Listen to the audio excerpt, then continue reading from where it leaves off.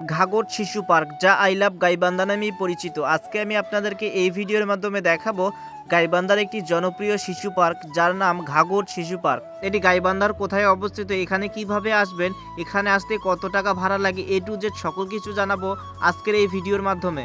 তো চলুন বেশি কথা না বলে ভিডিওটি শুরু করা যাক। সবাইকে স্বাগতম আমার আরও একটি নতুন ভিডিওতে। তো আজকে আমি যাচ্ছি ঘাগর শিশু পার্কে। আর এই শিশু পার্কে আসতে হলে প্রথমেই আপনাকে আসতে হবে গাইবান্ধা বড় মসজিদ।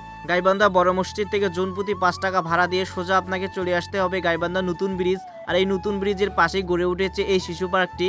আর এই শিশু পার্কটি আই লাভ গাইবান্ধা নামেই পরিচিত। তার কারণ হচ্ছে এই পার্কের মধ্যে বড় করে লেখা আই লাভ গাইবান্ধা। 2023 সালে গাইবান্ধা ঘাগর নদীর পাশে গাইবান্ধা পানি উন্নয়ন বোর্ডের অর্থায়নে এই শিশু পার্কটি এখানে নির্মাণ করা হয়। এরপর 2025 সালে গাইবান্ধা জেলা প্রশাসনের অর্থায়নে এই পার্কের মধ্যে বড় করে আই লাভ গাইবান্ধা লেখার পর এই পার্কটি জনপ্রিয়তা পায়।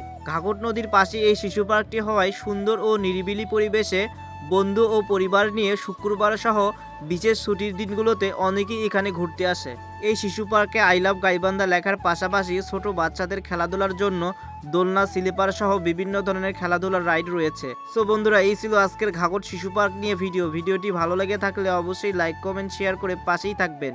দেখা হবে আবার অন্য কোনো নতুন ভিডিওতে। সে পর্যন্ত সবাই ভালো থাকুন, সুস্থ থাকুন। আল্লাহ হাফেজ।